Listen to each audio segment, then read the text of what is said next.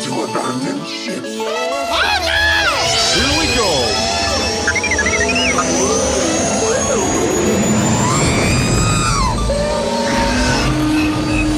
Can I persuade you to join us for a drink? It's a tradition. Here, here. Jar Jar, homie, my main man, quickly. Before the Separatists attack, get into the escape pod. Hey! This is escape, then we're the pod.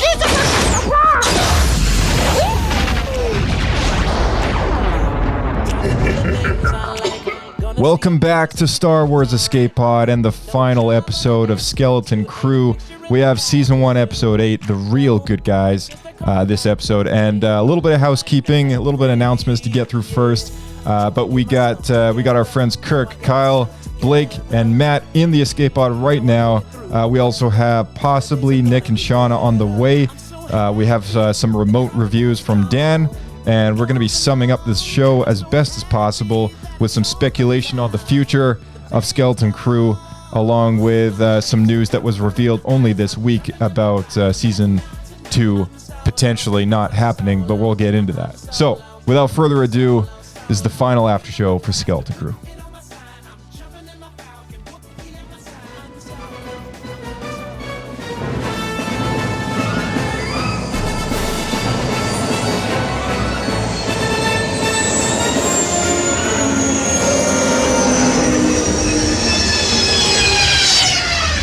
Another happy landing.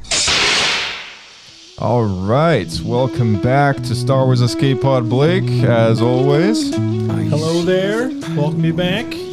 And man, we got a sweet episode to talk about today. Oh yeah, we got the final episode of Skeleton Crew, and It's over 35 minutes. it actually no. Is it? Oh, okay, it was with the credits. Yeah, I mean, we'll definitely talk about that, but no, sadly not. It was a hot topic, so I had to yeah. bring it up. Before we get into things, though, a little bit of housekeeping before we bring our guests in is news on the Discord server. So final announcement to everybody listening out there is we've had a Discord community for the last 3 years, I want to say. It's been a bit of an experiment. And You've done a really big job with all those different channels and stuff in there, man. yeah, I mean, it's There's been been a lot of work on your end. yeah, and you know what? Like, I think the things that worked, we're gonna be still using. So, like, a lot of our podcast crew, our guests, our personal friends that are in there for just social night, game nights, whatever.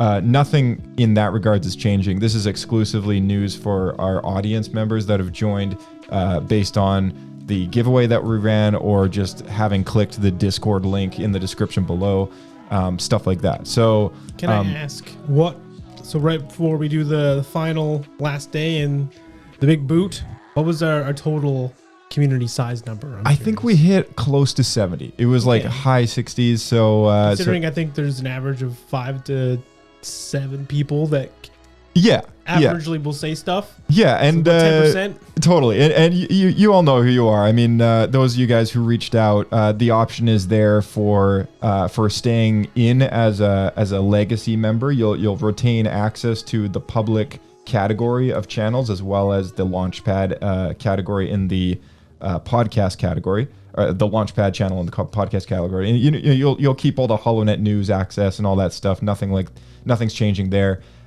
So it's pretty much just a matter of removing anyone who was ghosting for the longest time. And to be fair, over half of the visitors that we've had stay in the Discord service so far have probably turned off notifications and probably don't even know that they're still in this server. So Right. it's pretty much a matter of just cleaning up, and we're going to be removing public access only because we've had 2 or 3 breaches with an account that's tried to send out a spam link to all our members, and I think it's just a way of locking things down. Clearly, building a Star Wars community on Discord for us didn't work. Neither of us have the time to keep it growing, and it's been a useful tool for the podcast. So we're keeping the things that worked, getting rid of the things that didn't, and everyone who wants to stay is totally welcome to. You'll get a special role which allows you to stay, and if anyone who's on the podcast crew or a guest listening to this, nothing changes whatsoever with you guys.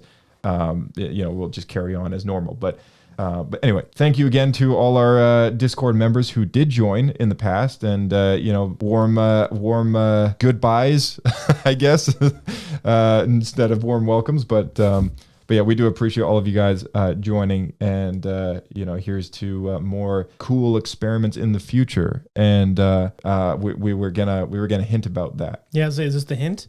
This is the hint. Okay. Yeah. So we got a big project, big/small side project coming your way. And we've been working on it for a whole 2 evenings.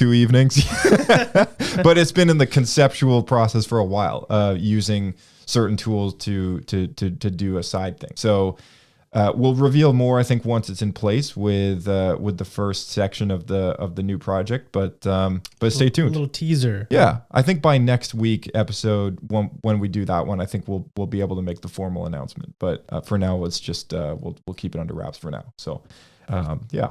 So anyway, I think that's pretty much it. We can just dive right into Skeleton Crew. We'll bring in our thanks guests. for joining. May the force be with you.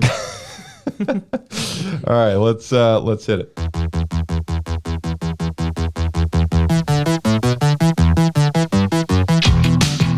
All right, welcome back, Kirk. We got Kirk, our other co-host in the show. Hello, sir. Hello there. It's good to be back for this last one. Oh yeah, thanks for coming back, dude. We also have Matt. Welcome back, Matt. Hello, Skipper. Hello there. I And love the reveal, by the way, man. I love it. He's like the one guy who uses the soundboard. I love it. Oh, damn, I want to go back and use the soundboard. It's too late, Kirk. You had your chance. Oh, no. And last but not least, we got Kyle from Kai Sabers. Welcome back, Kyle. Hello there again. Hello there. Hello there. I wish I had a soundboard. I think everyone's got access to it. It's just kind of tucked away, isn't it? So many blasts. They have to Tucked revoke away it deep now. within my cell phone.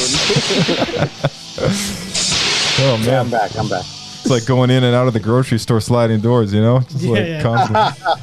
Who didn't do that when they were 7 years old? With the force, Yeah. the Obi-Wan Wait, force yeah. open. Yeah. Wait, hang on. I thought I only could do that. I thought I was special. Wait, what? But we're the younglings, right? We're the ones they're looking for. Oh jeez. All right, well, fellas, we have one more episode. We're gonna get some late joiners, possibly Nick and Shawna popping in. We also have one remote review from our friend Dan. He's already got his Pablo points in the chart, so we'll hit that at the end. What I'm gonna do is read off the description as usual, and then we can just dive right in. So, Season 1, Episode 8. This one is called The Real Good Guys. This was directed by John Watts, written by Christopher Ford and John Watts, and it premiered on Disney Plus January 14th, 2025. Jod, still pretending to be the Republic emissary, orders Wim, Neil, and KB to stay in their rooms while he takes Fern and Farah to meet the supervisor. The supervisor turns out to be a giant AI droid. When the supervisor calls out to Jod on his Jedi lie, mentioning Order 66's declaration broadcast that the Jedi are traitors, Jod destroys it and causes a citywide blackout and shuts down the safety droids. With the pirates attacking at Aten to enslave everyone, including Neil and KB's parents, Wim, Wendell, and Neil and KB rush to the Onyx Cinder. The ship is stuck from taking off due to a mechanical boot in place, so Wim distracts Jod while Wendell gets the power back on so that they can release the ship. This lets KB fly the ship past the barrier with a fixed SM-33 droid to call Kim for help. But the Onyx Cinder gets shot down right after she succeeds. Wim and Fern manage to separate Jod from the lightsaber during a fight, and Wendell and Fern reluctantly destroy the barrier, letting the New Republic forces to show up and deal with the pirates. Jod admits defeat. Everyone then races to the Onyx Cinder crash site and finds KB safe and sound with a pile of credits. The episode ends with Jod seeing his pirate ship crash into at Aten, and Wim looking up at the arriving New Republic ships in awe. So, that was our finale to the show. Maybe we can start with you, Kirk. What did you think? Just a few sentences summary. What did you think about this episode? Yeah, well, listening to what you said there, they packed in a lot for a 35-minute episode or so. Yeah. I quite enjoyed it. I thought it was a good ending to the show, albeit a little bit short than I would have liked. I really enjoyed seeing where these characters kind of went. I feel like there's still plenty of questions that are left unanswered or I'm quite curious about. But I'm also looking forward to seeing this crew kind of go on to the next adventure. So For sure. yeah, good finish. Awesome. Good finish. Awesome. What did you think, Blake? I'll say I was satisfied with it. I enjoyed it. The stuff that they did reveal, I did enjoy. There's a few things I wish that they had done a little more with. Like, for example, we didn't get a reveal of the pirate captain. I think it would be really cool if we found out he had taken over or was like became the AI or something along those lines. Mm-hmm. Instead, it was just like a general Gladys situation. That's what I predicted. It's like Just as I predicted. yeah, the simplest answer. Yeah. But one thing that actually annoyed me is because what's the leader's name? The executor? What do they call him? Oh, you mean the supervisor? The supervisor. Thank Yeah. you. Because he said the last message they got from the Republic was that the Jedi had turned, mean that they were in contact when Palpatine was Chancellor. So Yeah, I think- when they say Old Republic, they actually just mean like the right before the Empire and I not think like the actual Old Republic. We can kind of get into that. But because of that means Palpatine would have known that that's where they meant it. So why wouldn't the Empire have done anything about it? Well, hold that thought because we'll definitely dive into that. Kyle, what do you think about this episode? Oh, okay. On the spot. Okay. So I really like the episode, obviously. I especially when the power goes out and they all get on the hover bikes. I loved that part. And when they jumped over the thing and the dad starts freaking out, it was the first time that you got to see that dad be like, all right, like a cool guy, you know, like the whole other time, the guy's kind of, you know, he's a father on a planet that's very strict. He's a bit of a loser. But this time, and so I really love that. Really, okay. Strict. I don't want to say it, but he's on a strict planet, man. Tell me you wouldn't fall in line, right? Yeah. But so I really love that. Now the ending of it, it's like we spoke about this off the podcast, but it seemed rushed. Yeah. Like they could have drawn out that for a while. Yeah, so well, not just the runtime; it was the ending. Like the ending part was rushed. Like he sticks the thing in the guy's eye, they pull the thing down, and I don't know. It's just I feel like there could have been some more, maybe, but I did love it. The story was amazing. So just so everyone's aware, the runtime of this episode was 32 minutes and 37 seconds. And once again, this is on the Star Wars True Runtime Tracker that I made. It's a spreadsheet you could find through our link tree, link down below. And this is the true runtime because it's minus the previously on section, which takes up like 2 minutes.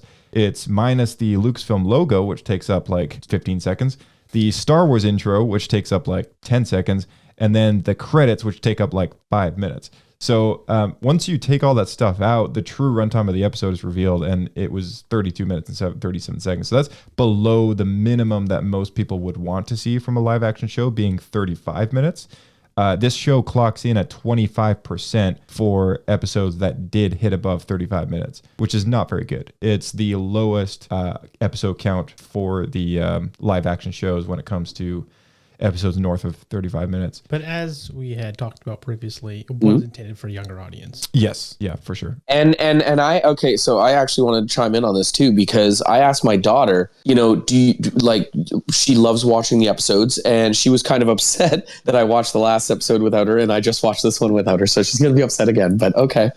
But I asked her, I'm like, you know, do you want them to be longer? Do you like how long they are? And she goes, yeah, they're awesome. I get to watch, you know, this and I can, you know, put on another one if I want to. But she was like so stoked on the fact that it was short and so much was packed in. Like she's used to anime where it's like 4 episodes of a guy charging up to take a hit, you know. So she like she was really into the fact that it was the times that it was. Now I'll give you with this last episode, when I first saw it and I'm like, ooh, 40 something minutes, I completely forgot about all the stuff that you take out. Yeah, I did too. So yeah, the episode was, that's what I'm saying, like the end seemed like it was rushed, but I love the episode. It was great. I think my favorite part is definitely the hover bikes. And I do love the X-Wings coming in. Yeah. So yeah, yeah. Matt, what did you think about this episode? Your dad's a level 7 coordinator. Well,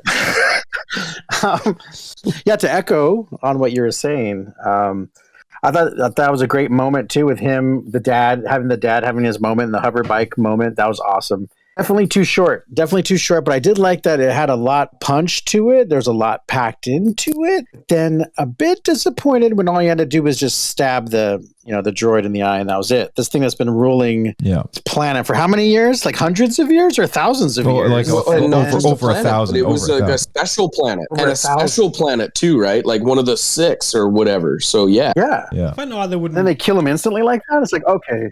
Wouldn't they have some sort of maintenance engineers? It's kind of like a fast way. 80 spare parts. So you think you'd have better battle droids inside that room? Yeah, true. Exactly. So repair droids to repair them. What did you think about how it ended, Matt? Like, were you like satisfied, or were you kind of bummed that it was like a little sudden? It's kind of bummed, but also I enjoyed and appreciated the X-wings and the B-wings using that crazy that laser thing that I haven't really seen them do that. It's probably they brought that up in Rebels. Do that in the game. Yeah. That was sick. Yeah, the B-wing, that was sick. Yeah. But then the X-wing didn't come down. We didn't see any of like the rebel pilots arrest Jod or anything, right? No, we didn't see anything like that. You don't know what happened to him. See, and that's exactly. I think like you're totally right. I think like we're all kind of on the same page of like the ending was just very like sudden, like it felt like we were winding down right when Wim is looking up at the sky at the ships, and then it just like boom, it's done. It's like whoa, yeah, whenever I picture, because this whole show is stylized in those old Amblin style productions, right? Like E.T. and Goonies and whatever else, you name it. But something that I also thought of, like even like Ready Player One, if anyone really big fan of Ready Player One out there, it also kind of has this very multi-threaded ending, where it's like first you get the ending of like the action that just happened, and you get the resolve to the story, and then you get that multi-leveled like goodbye and send-off for the movie where the villain gets taken in by the officials, and the main players of the story like decide what to do with the winnings, and then there's like the flash forward of like this is the after effect. Yeah, they're just trying to like give you closure and completion, right? So like I was expecting that. That becomes a question of if they expected there to be another season. That's the thing, and I don't think they. That's what I thought. They didn't. I think there's going to be a second season. I don't think there is. Oh, really? I don't think there is, because they kind of wrote one in there, man. There is some pretty solid. So when they announced this show, they never said that there would be a second season, and based on the numbers, there probably won't be. But let's just say hypothetically. Well, dude, you got SM-33 on the planet now. You have Jod on the planet. You have whoever survived that freaking thing. The barrier's down, right? Yeah. Right. You have all these credits that anyone can just come and jack. Yeah. Yeah. I mean, see how many credits KB fell out on? Come on, dude. Yeah. That right there is, I mean, if they were freaking out over some kid's lunch money and then KB falls, like, there's gotta be something coming up next. Though? Like, I don't know. I think what determines whether or not they do a second show is just if Disney want based on the numbers and everything, which I think obviously some of the past shows have influenced. Yeah. Yeah. See, and I think so too, because you got to think. We got Nick and Shawna just popped in. Hello, guys. Hello. Real quick, we made it just in time. Yeah, just in time. We were just starting to get off our. Unless we're late. No.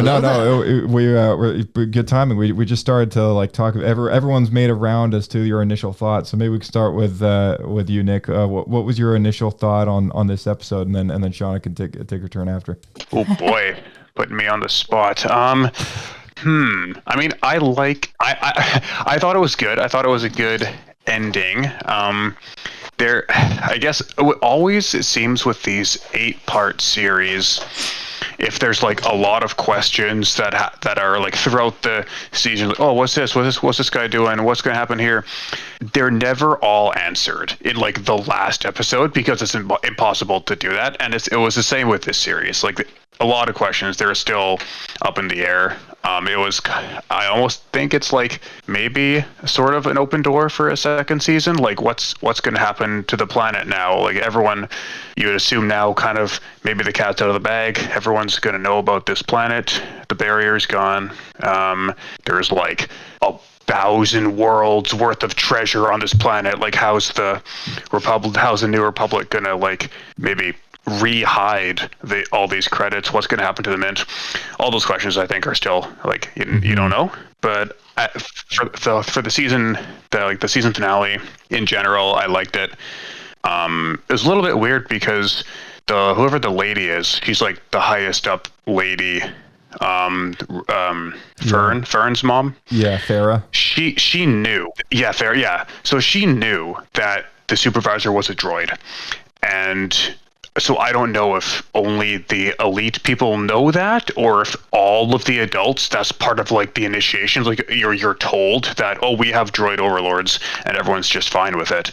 So I don't know exactly who all knows that the supervisor is a droid. It might be everyone, and like all the adults, but we're left, I guess, a little bit uncertain about that. Yeah. But yeah, I guess I don't want to take up too much time, but yeah, that was I liked it as a whole. All right, awesome, thanks. Yeah, Shawna, what was your 2 cents on this episode? A lot of things happened. I guess I didn't really know what to expect going into it. I kind of I guess still felt a little bit disappointed at the same time, but it was still a good episode. Like I still enjoyed it, but I just felt like there was something missing. I just don't know what that thing is. It may have been another 10 minutes. Yeah. I mean, like, like anything. It just kind of I don't know. Like, we don't know what happens with like Jaw's character. We don't know what happens with like there's no interaction with the New Republic fighters and like them coming in there or anything like that.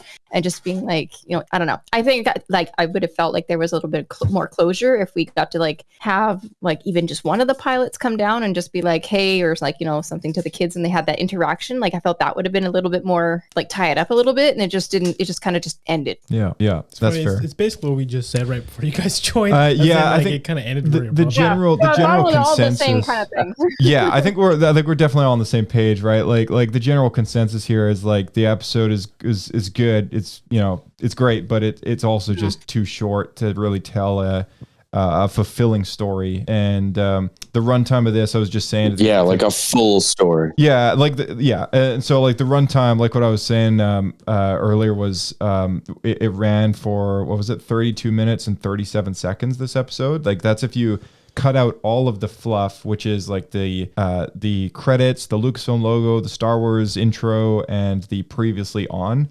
That's what's left is 32 minutes and 37 seconds. So there's only 2 episodes in this entire season that really hit above the minimum acceptance for or the minimum accepted episode or minute count, which is 35 minutes that most people would want from a live action show.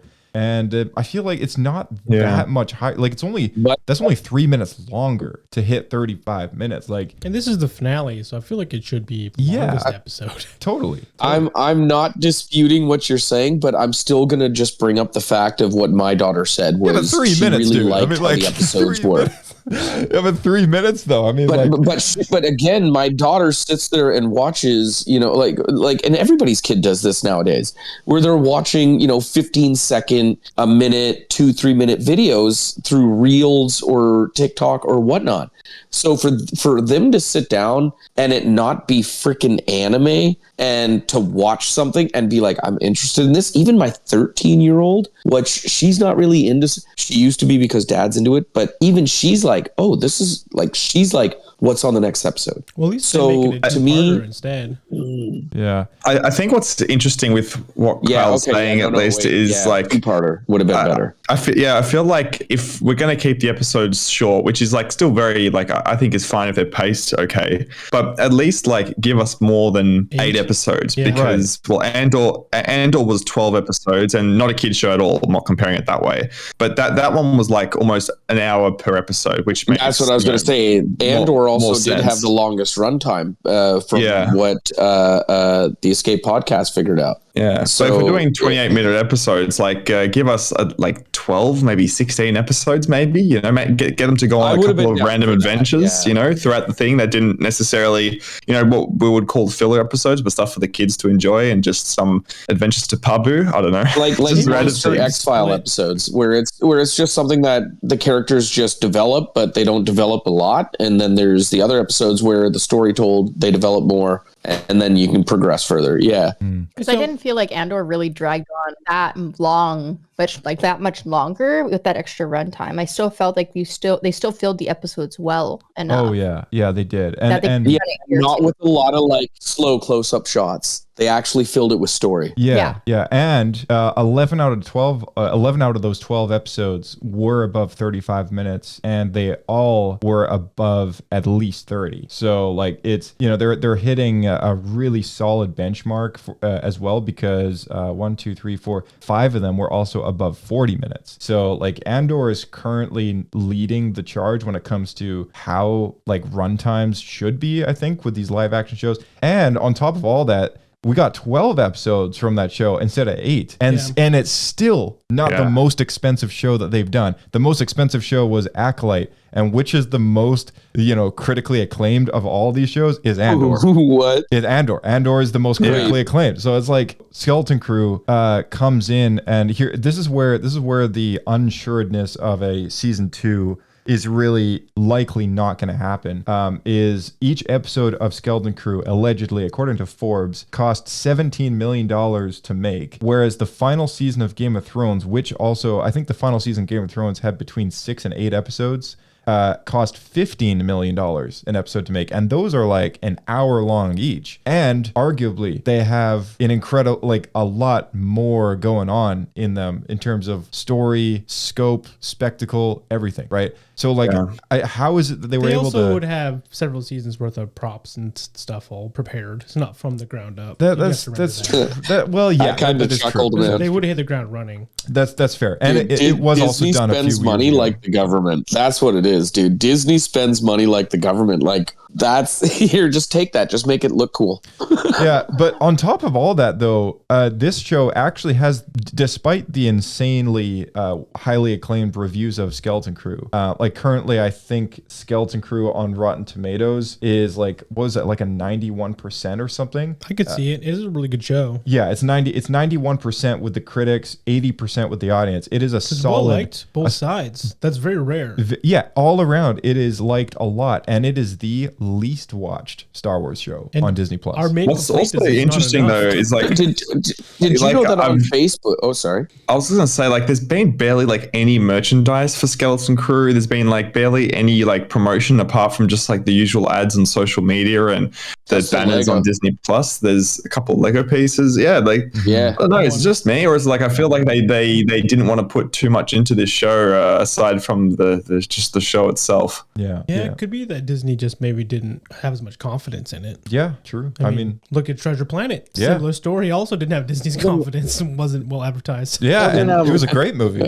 Why do they make it then? That's a good question. I think they just made it because it would be fun to make, right? Like trying to keep fresh content rolling on Disney Plus. Yeah. Is there something? It's new and it's different, and I think, you know, it's like the dream. I think when you get to that level of producing content within the Hollywood world, and you have access to those resources from Disney, and you can just put together a show that is in Star Wars that is also just so reminiscent of your childhood. And I feel like John Watts, who is the guy who pitched this show, I think I believe like that's sort of what he wanted, and they all loved the idea. It's like, oh yeah, well, we got the resources to do it. We think that's a great idea. Boom, go ahead, you know? And I feel like they've done that before with other filmmakers within Star Wars stuff, and it hasn't worked out so well, but you know, like this one did, and it's just a shame that each episode was kind of shorter and the season didn't go longer, and the fact that the count is so low when it comes to viewership that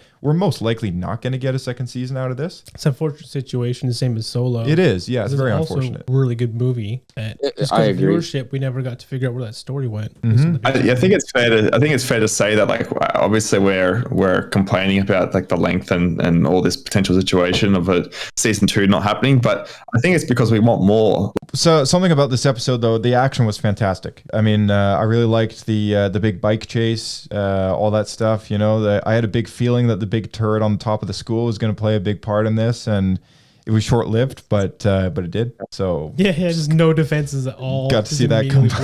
Yeah, the one planetary defense is just a turret that can be blown up on like a single hit, just like a single blaster rifle. Kind of crazy. And the best part is it can be run by a kid. Yeah, exactly right. Also, I totally called the fact that it was an AI droid brain up there as the supervisor. I was really hoping it was gonna be the Pirate King. Who put the robot up there? Like, what's the robot doing? Like, these are questions I need answered. Like, yeah, like why is there a planet running in like some simulation? Like, so what's going on? It was a minting press. The whole planet was a minting press for the Old Republic. So it's protected and run by this, so that there wouldn't be any shenanigans or corruption. Yeah, exactly. Yeah. In the last episode that we were doing for this show, for the podcast, we had said, "Hey, that big ball thing. I bet you that's the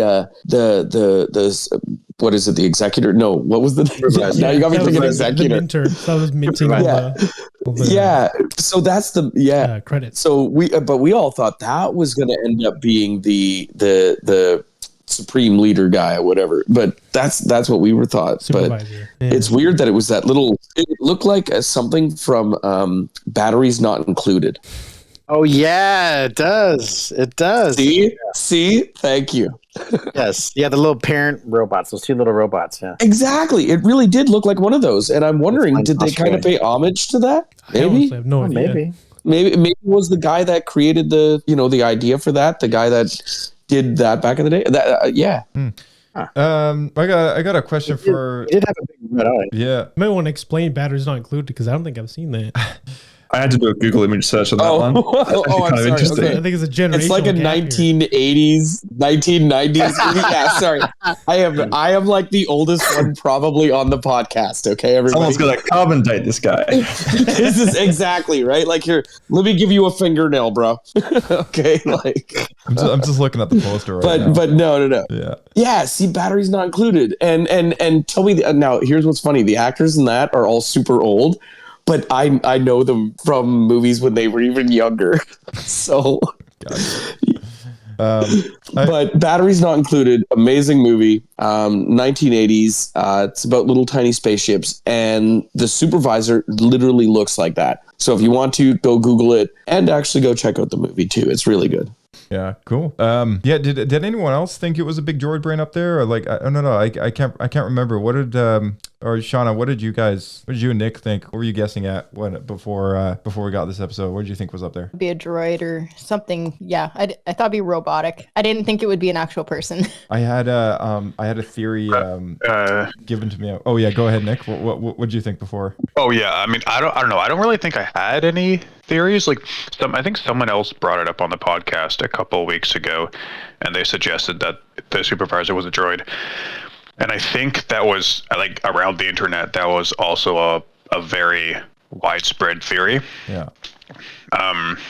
That it was going to be a droid because, like, it kind of makes sense. Like, it's sort of the reverse. Like, all the droids, they're meant to be, like, safety droids, but they're really, like, spy / overlord droids, making sure you don't do anything wrong, right? Security droids. Yeah, security droids, but like for whose security? Yeah. It definitely just kind of they're just like maintaining order. Yeah, it definitely seems to fit the bill, you know. With the Republic message that broke through, and like, you know, I mentioned to you, Blake, to hold your thought on that stuff. What were you maybe give your theory again, or what you were saying about how this can and cannot make sense? Because I think I have an answer for you on that.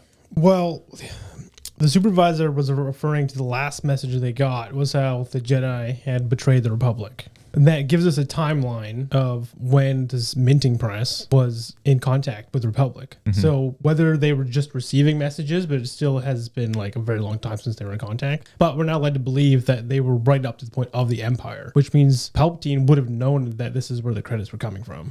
as Chancellor. So when was the barrier made, and who made the barrier? Well, now? okay, so here's my theory on this: is that I think, and I did see a theory from someone in our Discord about this as well. I just can't remember it overly well, but it sounds similar to your idea about how Palpatine may have known that Atten exists, and I can totally buy into that, but at the same time, I don't necessarily know if that is the case, but it definitely could be. The reason that it still works with it not being the case is that when Order 66 went out, all of the like galactic-wide broadcasts, it was like a hunt. Like everything humanly possible, right down to the Bounty Hunters Guild, was notified that the Jedi were traitors to the Republic. And I think being the supervisor's droid tower, they're privy to communications outside the barrier, whereas everyone inside the barrier that are the human workers, don't forget, they're being supervised by droids. They're not privy to those communications. They're not privy to send anything out. So I think the droid actually did know what was going on and decided not to tell the human population of the planet,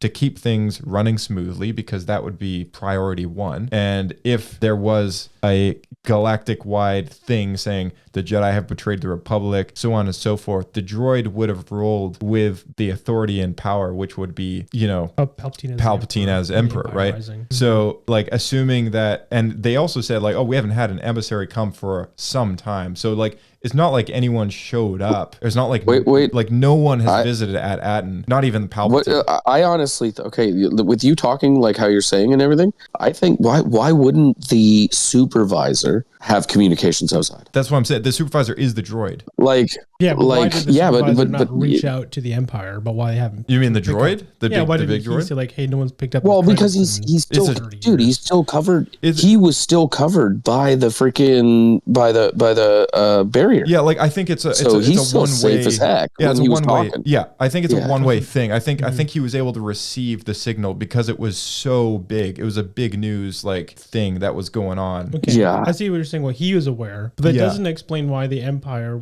especially with Palpatine, why they never reached out to this free massive supply of credits. Well, I don't think Palpatine knew. But as the wait, really? Okay, so you're saying how did he not know at the time? Because he had to have known.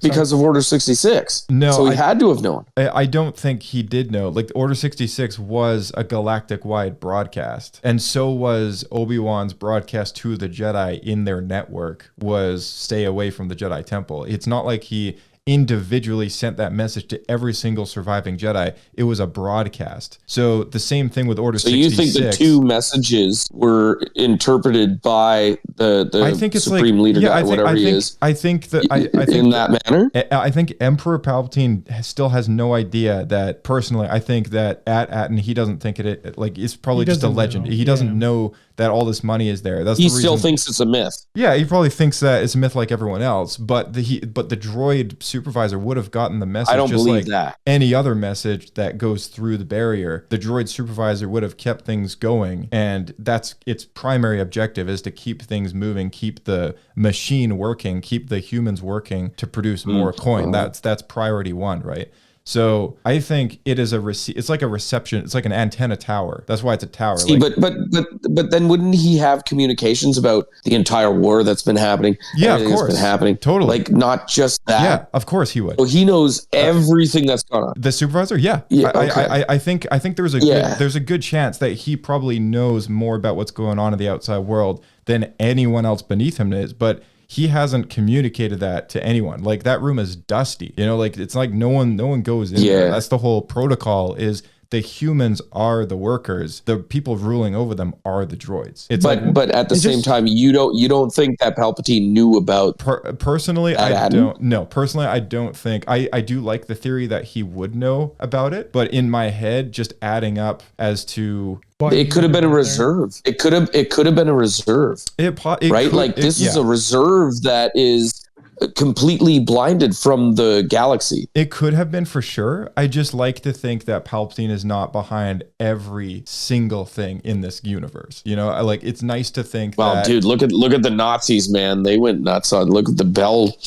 It's just it's just like, for me, I just like to think that it is like it is a separate, it's a myth on its own that doesn't have to be connected to Palpatine's grand plan, because at that point, it just makes the grad plan even more absurd that he was also able to It use also raises Then how did questions. so many different species be on that planet? Say what? Dude, but there were so many different species on that planet. Yeah, but like I mean, the galaxy is like. So when was thousands of that years planet old, right? seeded by all of this? He's Yeah, saying and it's that's still from the Old and the Republic, entire city that they shown. Yeah, but I'm saying it's still from the Yeah, old, but like people migrated there as part of the Old Republic, like 1,000 years ago when the project expanded to At-Aten, right? But what I'm saying is like I don't think that has anything to do with Palpatine. Like I don't know if At-Aten really has a part in his plan. I think it was just a coincidence that the message for Order 66 did get Was through. received. Yeah. I will just say in that circumstance, the only outlier is that people will just go along with it for that long and never question it because that's a long time. Especially if they know it's for the Republic, so they're just minting all this stuff, and no one shows up for 800 years. Okay, with that being said, I do like at the very end when I believe it's KB says to Wim, "Looks like you don't have to take the assessment test," and he just looks up in the sky and like a couple of freaking X-wings go by. And then you see the fucking other ship yeah. All right, we'll take a quick poll though. Just give a quick yes or no. We'll start with we'll start with Kirk, and then we'll go around. Do you think Palpatine is involved with At-Aten? Yes or no? If you're just aware that exists, or just aware of his existence, and not from a like possibility point of view. This is like he's certain that it's out there. Yeah, I feel like I've just been listening to my parents argue for the last 5 minutes, and now I got to decide. I mean, there's possibilities on both sides of this story for sure. It's just like, yeah. I mean, like, what's your opinion though? Like, do you think he knows or no? Look, I think that this At-Aten was formed obviously pre-Empire and during the Old Republic, or maybe not, like, you know, pre-prequels. I think he is aware of it. Whether or not he was anything to do with like setting it up and all, I would. There's not just no. We're just speculating here. And I guess also just looking back at, and I know it's it's not canon anymore, but like with the Plagueis novel and how heavily he was with the banking clan, and this does seem like a pretty substantial financial setup. I would be surprised if he didn't know anything about it. That's probably where I would stand. Whether or not he actually set it up and was heavily involved in that, I doubt that part. But I think he was at least aware of its existence and the reserves of At-Aten, at least.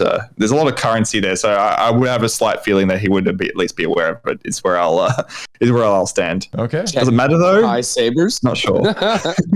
Hey, and Kyle, you're on that fence too? Oh, that's exactly what I was saying. No, but that's why I was like, oh, he's agreeing. So that's why I was like, oh, check my side of the board. Okay. All right. Let's hear what everybody else got to say. All right. Shawna, what's your take? I'm kind of leaning towards like similar to what Kirk is saying. Like, I think he probably knew about it, but it was created so long ago. I feel like the secret of how to access At-Aten was lost, and so he didn't even know how to access it, and so he kind of just left it and worried about the rest of the universe, or the rest of the galaxy, because that was his goal. So I think he probably had some knowledge of it when he became chancellor. Like, it might have just like come across something in like this in the writings or whatever, but I don't think he ever was like, I'm gonna pursue this. Okay, half check both our boxes.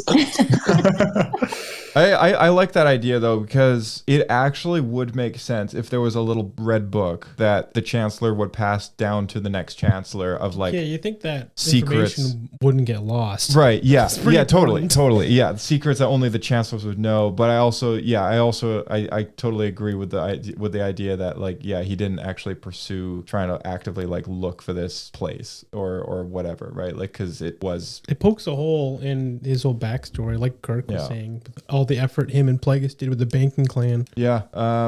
Matt, what do you think? Which side of the fence are you on with this? It's definitely very possible that they knew about it. Especially someone on Coruscant must know about it, or the chancellors or senators. Like, someone knew that it was there. But also, I think it was also designed to be kind of forgotten and have nothing to do with the George Lucas verse or Filoni verse at all whatsoever. Yeah. Just meant to be just kind of its own thing. Right. All right. But yeah, definitely. I mean, I don't want to connect Palpatine. I don't think. I mean, I think he probably. It's plausible that he knew it was there for sure, and the money Did it ever fund anything else? Just the first. Don't know, but what I find just the first order. probably, what I find more interesting is that like these Old Republic credits is that what they are? Is that what they're titled as? Like the gold bars, or are they something else?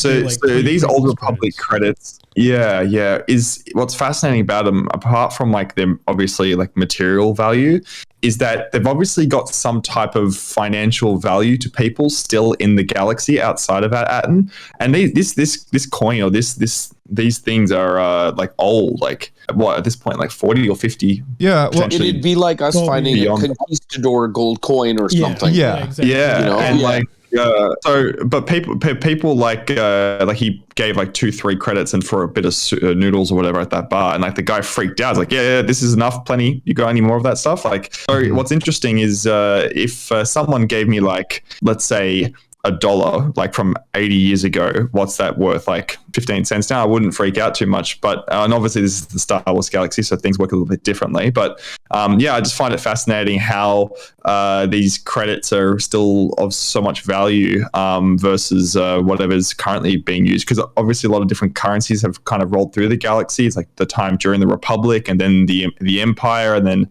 whatever the New Republic credits are. So there's been a few that's kind of cycled through. So I guess that's what I also find fairly interesting. That's a good point. But if it's the Old Republic, maybe that's, again, like finding conquistador gold. Yeah, that's true. Like the material of the actual stuff might be worth a decent amount too. It could even just be the printing process too, maybe. But let's be real. Those when Jod pulls those pieces off, it looks really slick. And I've never seen money in all of Star Wars look that slick. Yeah, that's pretty nice, eh? Nick, what did you think? It was funny. Which side of the fence were you on, Nick? And then Kirk, you go after Nick. Wait, sorry, about what? About Palpatine's involvement. Like, do you think that Palpatine is like sourcing money from Atten, or do you think he knows about its existence and never like bothered to like get involved with it, or do you think he's just oblivious to the whole thing and it's just a myth like everything else? I don't know. Possibly. I think he maybe doesn't know about it because like we're in the original trilogy where they like going like over budget on the Death Star, and they had to like they were worrying about money building the Death Star. They were, yeah. Like, yeah, like I don't know. I think it was probably. I think he probably didn't know about it, and it was like a secret thing that like kind of like like the city of Ember. Is that movie? Yeah. Where they like there's like a nuclear disaster and everyone has to live underground for like 100 years, and then after a certain amount of time, like this box opens and gives you like the clue to how to get out. But then someone lost the box, and then everyone's just been living down there for hundreds of years. I think it's maybe kind of like that, where there at one point there was some communication with like the Republic or something, but then with all the different transitions of power, it just eventually got lost. Yeah, I could totally see that. Like I could totally buy that. The key to this. See, that's kind of more or less where I'm sitting with this as well. Like, I think it's plausible to think there might be a little red book that existed once where it got passed to chancellor, but so few people knew about it. And then something happened. The information was lost. Most of those planets were destroyed anyway. And now it's just a myth that there's still one planet out there that has like absurd amounts of gold. You know what I mean? Like, I think I'm with you on that for sure. That Palpatine just doesn't know. But you're totally right with the fact that there was like a bit of a financial problem in the Empire with resources having to be shared between different Moff's projects and stuff. That's why like Krennic and Tarkin are really butting heads all the time because of stuff like that. And then same with Thrawn and Rebels. He was trying for eons to try and get his TIE Defender project off the ground, but it really took that green light of financial resources to pursue that. And then it ended up flipping sides when some things happened in the Thrawn books and in the later half of season 4 of Rebels. And then all of a sudden more resources got diverted to the Death Star project instead. So it was like, it's one of those things where it's like, I think if there there was like absurd amounts of like ultimate unlimited money available somewhere, that there would be a bit more of a plot hole with the existing stories that have been put in place so far. Because if Palpatine knew about it, he would have went after it. Total, 100%. If he knew that it existed for sure, he would have found it. Okay, so if Palpatine knew about that one, he obviously would have been known about the other ones that were throughout the show, the ones they all visited, the ones right? that have the one no with money. that French girl that like kisses Neil. Yeah, but not all of them were mints, though. That's the thing. It's like right? they all had different projects. Most likely. but why is At-Atten the one that only makes money? So what made each other one special? Remember, in the very beginning, they spoke about the 6 planets that make everything super special. Well, all the other planets, they're now known by the galaxy and whatever. Have they been robbed of that gold or the credit, like the stuff they make the credits out of? And now the planets are fighting for survival? Like, I'd be willing to bet, though, that the other planets weren't mints. Like, I'd be willing to bet that At-Atten was the mint. So each one did its own thing. Yeah. So At-Atten was the mint, and like, let's say what the Act-Atten, the one with the French girl on, they produce weapons. Wait, like metal maybe for the Death Star or something? I don't know. Maybe maybe just they produce weapons. It's old Republic, right? So think of maybe they're mining that type of metal now for it. Yeah, maybe they did mining. Well, like I'm just. Oh, go ahead, Shawna. Yeah. Wait. Sorry. Just a quick thing. Yeah, I think because of the types of planets that these are, they assuming all of these planets had the same type of barrier and functioned the same way as At-Atten. I don't think these planets were designed and like made like randomly. I think they found planets with valuable resources, and they, like, whoever was in power at the time, they like latched onto these very heavily like rich planets in terms of minerals or resources or precious metals or whatever, and then they're like, okay, we can't let anyone steal all this. It's kind of like a gold mine, right? Yeah. Or something else. Like whoever controls that gold mine has the power, and it's the 19 or 18 something prospecting. Like, this is mine. Exactly. Like, they found these planets and like, oh my god, these planets are so rich in whatever minerals, like At-Atten, because nothing comes in and out of At-Atten. So they must have some giant gold like quarry or whatever in the planet, and they're just constantly digging it out and refining it and making it into credits, because they don't take in raw ore and refine it into the credits. It's all just self-contained in that one planet, and I think all the other planets would be like that. Maybe it's not gold, maybe it's like a really strong metal that you can make weapons out of or something. Totally. I totally agree, and that's what maybe makes the collective of them called the Jewels of the Republic, right? Because each jewel is like a different representative of a different like valuable element. Like maybe one of them, exactly. Like maybe one of them is mining, like something, like some alloy, that's. Has anybody looked into, or one of them mining kyber crystals? Maybe, like, it's possible, right? Like who knows? But I mean, that's certainly possible, because the Jedi were like emerging at this time, so maybe they had a hand in it. Exactly. Yeah, I mean, they sourced their kyber crystals from Ilum, but like, yeah, I mean, who knows, right? Like, it could be anything. Like even Durasteel, like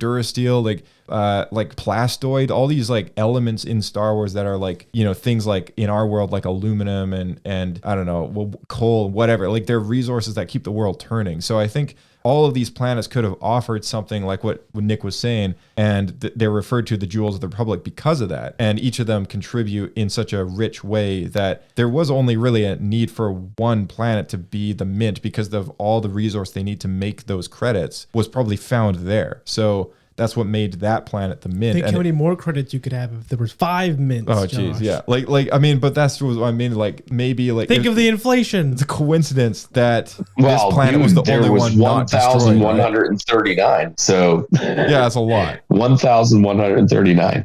I mean, they probably felt that was like the most valuable, and that's why that was like protected. So because they were able to like produce all that gold, right, and all the credits, they were actually able to like create the defense mechanism which they had, which was the barrier. And then from that, like the other planets might have been found, which is why most of them were all kind of destroyed over time. And Aten just became a legend, like especially a pirate legend, right? Because it was well known. So which is the other reason why, like, I guess tying back to the whole Palpatine thing, that I'm thinking that he might have known about it and like had heard rumors about it, but because it was like a pirate legend, he didn't necessarily think it was worth investigating, like looking into. Yeah, right. I got one more note here, and then we can kind of spitball if anyone's got anything else. But Jod's life crashing before his eyes was this was a story that I think a lot of us had questions about. Was Jod, not everything was answered, but he looks out the window, his pirate ship that he is like the captain of once, crashing before him. And again, just like when he was a boy, with watching everything he knew and loved get taken away from him, it's a bit of a sad story when you think about it. This character is a bit of a tragedy in a way. And two questions that kind of linger is, who was the Jedi that found him and decided to train him? And secondly, was he a Jedi that was ever, well, I assume he was a youngling, but was he ever a youngling / foundling of the Jedi that was ever brought back to the temple? No, I don't think so. I think he was trained after Order 66. So that's kind of what it alluded to me. So the term that was used in Ahsoka that Balin's skull gave to Shin when he described what Ezra was, he called Ezra a type of Jedi that was trained in the wild, and it started with a B. Do you remember what it was? I assume. Is it barely a Jedi? A Boken Jedi. Oh, he called him a Boken Jedi. So this describes a Padawan Barely trained in the I wild would guess that. after the fall of the temple. So I think he's a Boken youngling, to circle back to that. But anyways, does anyone have any theories on Jod's story or any thoughts on his story that we didn't really get too much more about? I will say, Master Skywalker, there's too many of them. What are we going to do? He's that guy. He's that kid. That kid survived. I will say, I think just personally, if he was a youngling that escaped, I think it was a more interesting story than someone who just kind of picked up some stuff perchance later. Anyway, I'll let anyone else talk. He upkept his skills pretty True. well. Yeah. Probably very useful as a pirate. Yeah, for sure. Anyone else got anything about Jod? I'm actually out on the fact of I was so hopeful that he was going to turn out to be a good guy in the end. If anybody wants, go back, check out the other podcasts. I was like, dude's going to be so good. No. I don't think you're entirely I did not expect wrong. that. You're not really wrong, though. Like, I think he is a good guy deep down. But he didn't kill any of those people. He kept saying, I don't want this. I don't want this. Yeah. Yeah, he didn't want to hurt anyone. Yeah. Like, I'm with you. I'm with you on that. I think he actually is kind of a good guy, but he's just greedy. Yeah, I wasn't willing to give up what he felt like he had earned. Yeah. He's just but remember when he spoke about his childhood, he was like, I had nothing. I came from nothing. So I kind of, Yeah. You see, I think he was so close to everything. He's a bit like, he was so close to everything. He's a bit like Long John Silver. Matt's probably like, we're big Treasure Planet fans over here. But Treasure Island. Yeah. Took that, but. Yeah, or Treasure Island. Treasure Island, Treasure Planet, it's the same story. Well, that's a good point. That's a good point. I still haven't seen it, though. He cut off SM-33's head, but that's a robot. And then Brutus is like a wolf dude, and he kind of shot him, but he's a bad guy anyways. Yeah. So it's kind of like, is Jod? I think Jod still has a chance to be. But he didn't actually kill 33, though, right? Right? Yeah. No. He left one wire available. Yeah, it's a clean slice.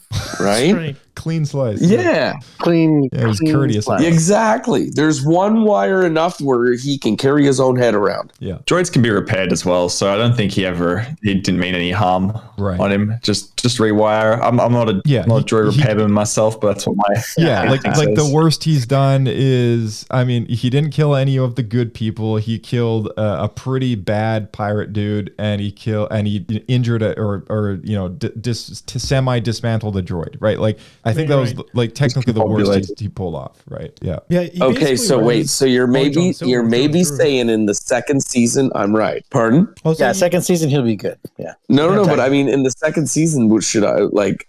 If if he turns out to actually defend the planet, I've been calling that since episode 4. So yeah, if he turns out to defend the planet, I'm gonna be like, okay, I won. Yeah. I was glad that Wim actually ignited the lightsaber properly and didn't hurt himself. That was his whole story arc. That was his growth as a character. Yep. He didn't cut anything off with his lightsaber. That was pretty good. I kind of looked at when Jod looked up at the pirate ship falling down. Like I thought he kind of smiled for a second, like it's finally over. saw that He's like, too. oh, he's not attached. He's not released. attached to these buffoons anymore. They're not going to blame him and Get some turn on freedom. him. I think, yeah, you're right, Oh, though. I missed that. Like, you're right, because his life was basically in their hands. They hadn't. The only reason he was alive was because he promised them money. So he was in their debt. And even though he is a greedy guy, I think there was a sense of relief in having that debt ripped away from him. Yeah, it was cut loose. He didn't have anything tying him now, so he could just disappear. Yeah. So if he shows up again, I don't think he's going to be as bad of a guy as how I think he was perceiving himself. So yeah, I like a scoundrel. He's just a scoundrel. He is. He's a bit of a dirty scoundrel. Yeah, totally.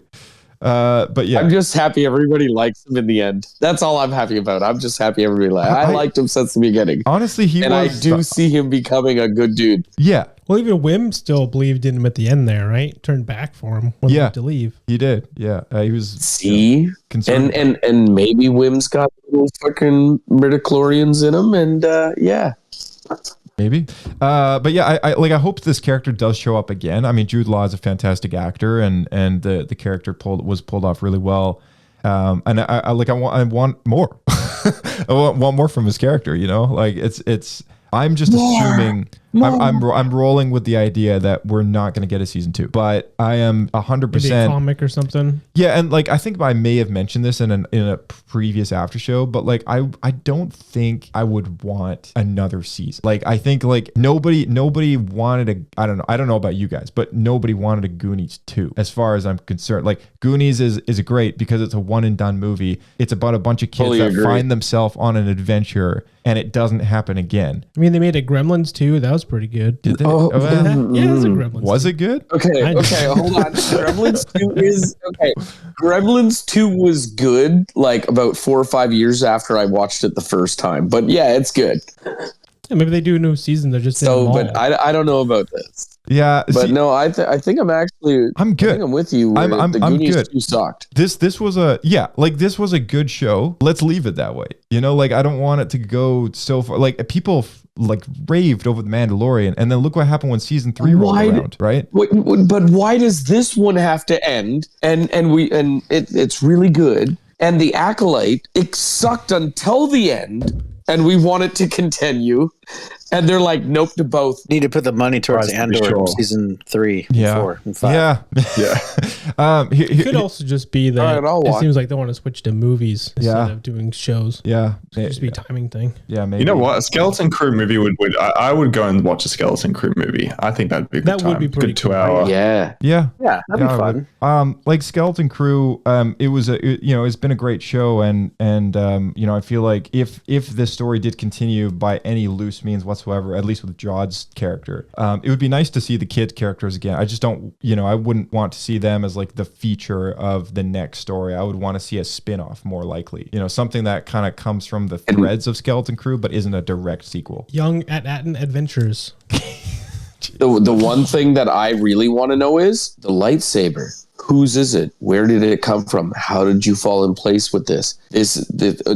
I am the lightsaber guy, so I've been watching this since the beginning, and I do already have designs on it, and I'm hopefully going to have it out in about 2 months to 3 months. And but I want to know the story behind the lightsaber. Like, dude, a lightsaber made it into the hands of a pirate. Yeah, I mean, maybe a pirate killed the Jedi who had it, right? Like, there's a pirate in treasure room. Yeah, High Republic who had a lightsaber as well. Oh, they all did. Like all the High Republic Jedi had lightsabers. No, the main pirate, the leader. The Nihil guy. Nihil. Markion Ro. That's the one. Well, it's because he killed the Jedi and took it from him. That's right. Yeah, like Qui-Gon. Yeah, like Qui-Gon. Yeah. Didn't at one point in the comics, like they all put the lightsabers in a big kiln, like a big like furnace in the middle of Coruscant, and then they burnt them all. So yeah, like it could be anybody's Like at a this big stage, book I guess. burning. Yeah, well, yeah. I mean, it's man. a super old Republic lightsaber too. You know, based on where they found it. So there's that. And to based consider. on what it looks like, dude, just because of the gold and the silver that's in there, the whole thing is basically played out in that. Yeah. Oh, I know who it is. It's Most gold. of the old Republics are gold. basic design, but still elegant. Yeah. So yeah, I want to know. All right, let's give this some Pablo points I and got poodoos. one last thing, Josh. Sorry, one thing that really stuck out to me because we didn't actually get it like tied up is to what actually happened with the main pirate, Right. who owned the Onyx. Exactly. So the ghost pirate in the video. Yeah, what happened thing. to him? So he just crash happened to landed him? on the planet and just nothing happened. That's just it. Right. Yep. 'Cause, Died. like we find the ship, it's like flipped over on its side and like buried there, but it's the right kind of ship. It's an old Republic ship, so he knew how to get past the barrier, but he still They crash knew- landed. Right. The ship was. Oh, dude, but he yet it was crash the pirate, landed right? because he had the Onyx Cinder armor on. They got out fine though when they left. Oh yeah, you're right. But they also Well, said the fuck ship it. Oh, was. sorry, it's heading out. They said the ship was I the wanna key know. too. That's right. So what happened? And then and these pirates landed there and just there's no record of it. Nobody knows anything about it. Dude, he probably just died. Like, I mean, like his crew mutinied, right? So like someone killed him. Maybe And how sent him out the long- blast doors or something. You know, like. And how long ago was the myth of the pirate lord that owned that? You It's know like what I mean? 1,000 Yeah, years. okay. It's like 1,000 years old, or 5 to 800 years. Like long time ago, right? So. Yeah, I just Yeah. feel like this. Long enough, dude's dead, if I dude. had wrote the story, I would have had SM-33 be the pirate king secretly, and then when they're on planet, there's like a big reveal. That would be cool, right? Yeah, It would have been neat. Right, yeah. I know. Well, Okay, someone, okay, so that a would friend be of dope. friend of Matt and I's, like his theory was that the supervisor was the pirate lord. Yeah, I wonondered that too. Yeah. If they had like mutinied that way, like took over the planet. Yeah, and he like took over the supervisor position or whatever. But anyway, not the case because it's a droid. But SM-33 in this storyline where he was the captain, his droid body was left there because he had moved into the body of the supervisor. very true. Yeah. All right. We'll start with Shawna on this. Shawna, what is your Pablo points and poodoos? Also, just a reminder to our audience: 3 Pablo poodoos is the worst. 2 Pablo poodoos is bad. 1 Pablo poodoo is not great. A bendu is a 50% mediocre score. 1 Pablo point is good. 2 Pablo points is great, and 3 Pablo points is the best of the best of the best. So, what do you got for us? Oh, okay. I think I'm gonna give it a 1.5 Pablo points. 1.5 Pablo points. Okay. Not bad. Nick, what'd you got for us? You know what? I think I was kind of leaning towards 1.5 as well. I don't know. I liked the episode, but it probably just still wasn't quite long enough, and it left some, I don't know, either loose ends or ends that they think the audience should just tie up however they like it to do it. Yeah, I think I'm gonna give it a 1.6. A 1.6. Okay, so that rounds down to a 1.5. I only got a few options on my chart here. Okay, so verbally a 1.6, but on the charts we'll call it a 1.5 just for the rounding. All right, Kirk, what do you got for us? All right. Well, I enjoyed the end to this season, but for this episode specifically, I think it gets a very respectable 1.5 as well. 1.5. All right, and your last week, we didn't have you on last week, so what was your last week's score? I think last week I gave it a Oh God, did I tell you what? No, obviously I didn't. I'm going to give this one a 1 for last week at least. A 1. All right. Okay. 1 Pablo point, One Pablo as point. is. All right, Matt, what'd you got for us? I fully agree. I was gonna almost give it a 2, almost, and I just can't give it a 2, so I'll give it a 1.5. 1.5. All right. Yeah. Okay, and your last week as well, because 0.5. I didn't get your last week. I think was that 3 that you gave last week? Yeah. 3. Okay. No, that was the one before Well, that. that was the one The before. one before that was 3. Oh, gotcha. Okay. Last week was Last 2 week poodoos. 1. I agree. Last week was 1. Yeah. Okay. All righty. Last week was 1. Okay, Kyle, what do you got? Okay, well, I was gonna say pie just for fun, but nah, I give it a 2 straight up. I really love the hover bikes. The CGI was pretty good, and I do like a lot of what my kid watched, and so yeah. Okay. I'll go with a straight 2. All right. Dan gave it a 2.5, even though he is not here. He wanted to send that in. He also wanted to send in a message, so we'll just take a quick listen to that. Ahoy there. I really enjoyed the last episode of Star Wars Skeleton Crew, like the whole series. I especially enjoyed how there's like bits that reminded me of E.T., Close Encounters of the Third Kind, and Last Starfighter. No surprise to us, a droid was behind everything as a supervisor. I enjoyed that Jude Law's character was still kind of bad in the end, but you still liked him. Like, he didn't murder anybody, but he was just kind of definitely not on the good side. It left me wanting more. At least they answered some questions. We got a little backstory on him, but not the full story. So I hope they get a season 2. I don't know if they will, but I really enjoyed the series. It was one of the better ones, and I give this episode a 2.5 Pablo points. And yeah, that's all I got to say. All right. Thank you, Dan. That was Dan coming from us from the depths of Dagobah. Yeah. All right. Still doing his training with Yoda. Yeah. Blake, what do you got for us? I think I fall on a 2. I want if they had finished that story with the pirate lord, and if they had just given more breathing room towards the end as a send off, kind of wrap more things up in a more like Goonies style, like we talked about earlier, where you get to actually see more the ending of all the characters, a more peaceful situation, because it did feel very abrupt. If they had done that, I would have given it a solid 2.5, but I just can't quite do it with those missing pieces. So I'm land on a 2. I landed on a 2 as well. So we are averaged out with episodes 1 through 4 as a team average of 1.5 Pablo points. We had episode 5 hit a average of 2 Pablo points. Episode 6 and 7 hit an average of 1.5 Pablo points.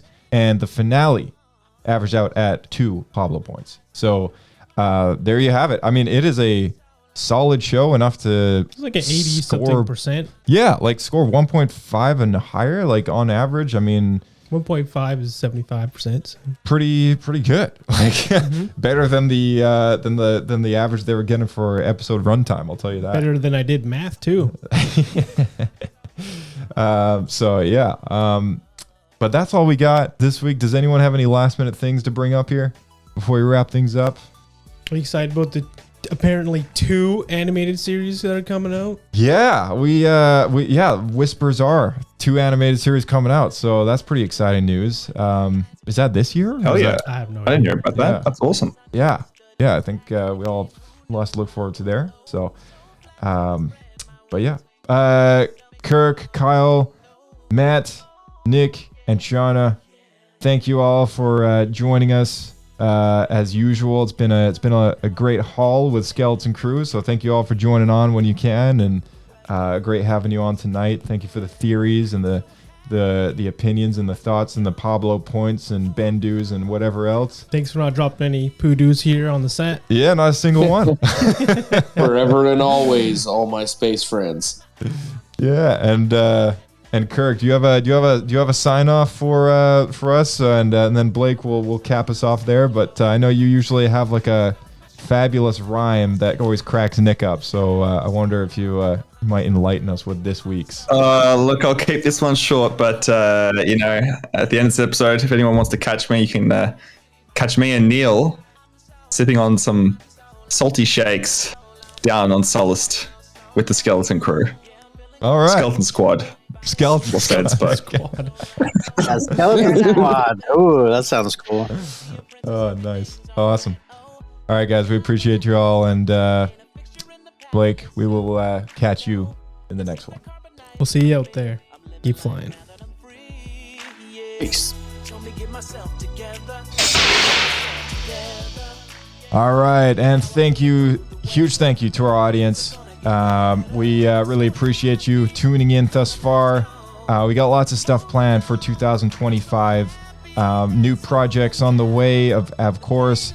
Lots of new things going on. We have an upcoming review for a retro video game called Star Wars Bounty Hunter, which is going to be pretty neat to revisit, as well as a book review, which we're probably going to slide, but we are eventually going to hit up The Living Force. So anyone out there who is interested that wants to join us for that, as far as our podcast crew goes, just hit me up after this. But yeah, we got those going on. Also, recently, we did have some pretty cool special episodes recorded. One being for the Bucketheads finale. We had Marco and Andy on to do a final chapter behind the scenes of that series. So that was really cool. Although we don't really know, I guess, if it's the final chapter or not. But that's just kind of how I think of it. Trilogy, you know. But yeah, we will catch them in an episode that is dropping January 27th. Final call for anyone who wants to stay in the Discord server. I will grant a role to you. You just have to tag me, let you know you want to stay. And definitely go and check out the Mark Anthony Austin episode that we recorded back in December on the 2nd. That's when that released. He is the guy who played A New Hope Special Edition Boba Fett. We also had special guest Chelsea Coombs in that episode as well from the Boba Fett fan club. So it was really great talking to them both. Also, it was Matt and myself that you just heard tonight on that episode hosting it. So that was really cool. And yeah, thank you all for joining us on the after show for Skeleton Crew. Lots more coming your way. Check out all the links down below and stay tuned for the next episode, which we're going to announce our big project that we're working on the side. And hopefully it's actually interesting enough to have you join us for that as well. So without further ado, may the Force be with you. We'll see you in the next one, and for a great year ahead.